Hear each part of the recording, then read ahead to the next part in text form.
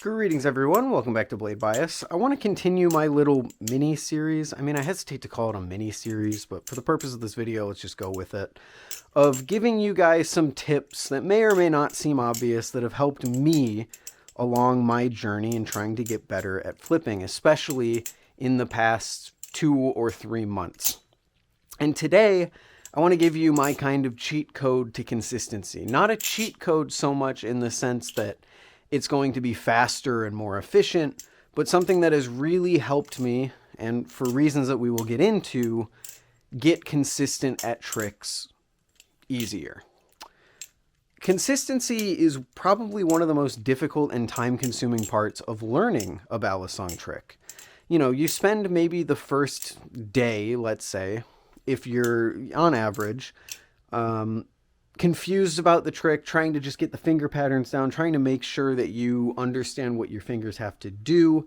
It's a process. You know, you're looking at a video, you're going, it starts here, okay, and then I go around like that, and then the rest follows. But eventually you'll get to a point where you can do it once or twice. Okay, I'm capable of doing this. Now I have to get consistent. You know, I can land it once out of the 10 times that I attempt it. I want to try and get that to 2 out of 10. 4 out of 10, 8 out of 10, 9 out of 10, maybe 10 out of 10 if you're insane.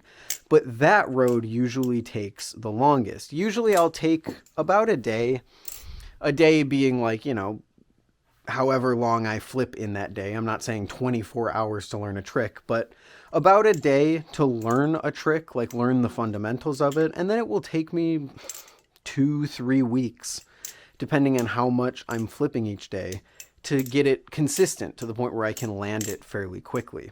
And something that I have found to aid in that process massively is looping tricks. And looping tricks helps in 3 distinct ways, at least that I've found. But first, before I get into that, what is a looping trick? Well, quite simply, it's self-explanatory. It's a trick that you can loop into itself. One of the earliest examples I can think of in the Balisong hobby is this combo. Index rollover, you end here, which coincidentally is the starting position for a thumb rollover, which coincidentally is the beginning position for an index rollover. See what I mean?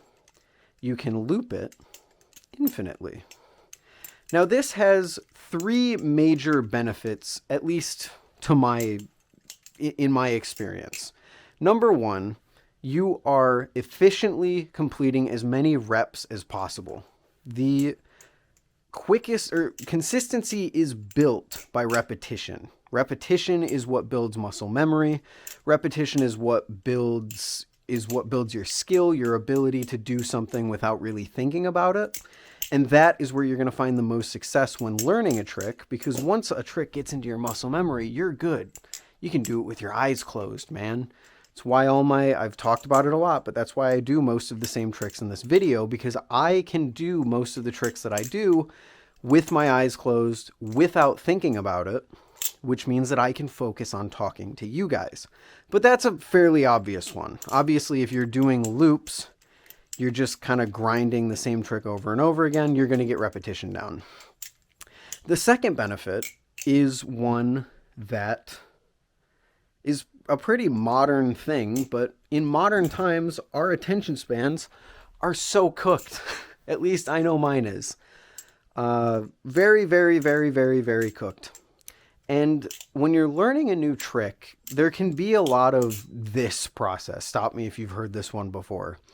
Okay, in order to do this trick, I have to start here. Okay, I gotta be so pinky finger on the inside and then bite handle facing my ring finger.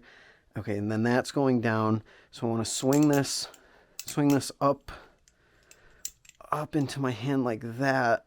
And then I'm going to throw it around my pinky. Okay, oh, shoot, I messed it up. Okay, a pinky on the, pinky on the outside.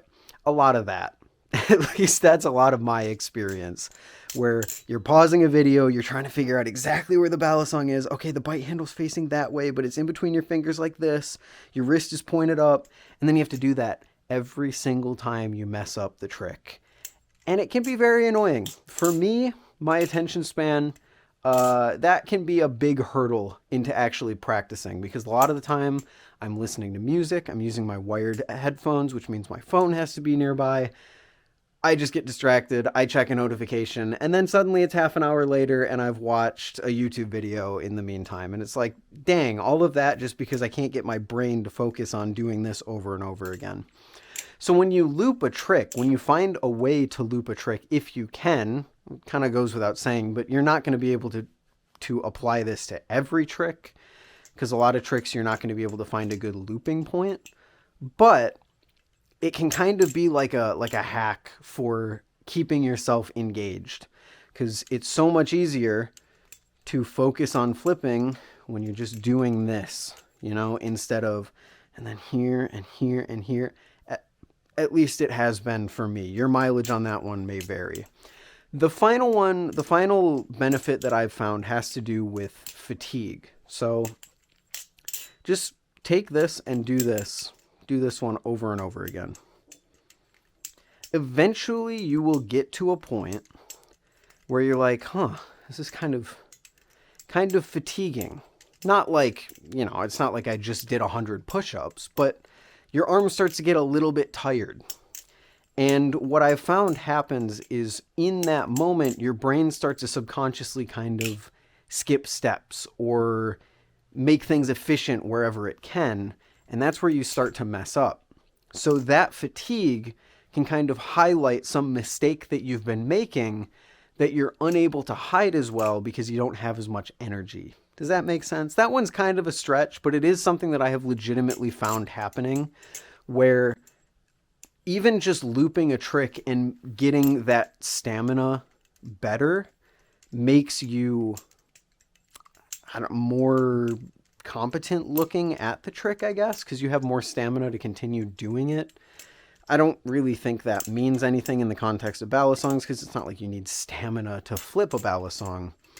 But still, I found that it kind of highlights some of those errors that you're making so that you can fix them. And when you're doing these looping tricks, really the main thing that you have to focus on is execution. So obviously this tip doesn't really apply to people who are just fresh learning a trick. It doesn't really apply to all tricks, because not all tricks can loop. And it's, there is still going to be a lot of starting and stopping. I've been doing this combo for 4 years now. So obviously I'm not going to drop it that much. I'm going to be able to do it over and over and over again. Whereas if you are just learning a trick, the whole point, you're not consistent. So you're going to drop it more. So try and find a starting point that's a little bit easier to find so you don't fall into that trap I was talking about earlier. And even incorporate some other tricks. One recent one that I've learned, I'm sure you've seen me doing it a lot in the videos, is this. And the way that I really grinded consistency on that was, you go around the middle finger, around the index finger, around the thumb, do the end of a behind the 8 ball, and then we're right back in the position to go around again. And now I can just do this over and over again.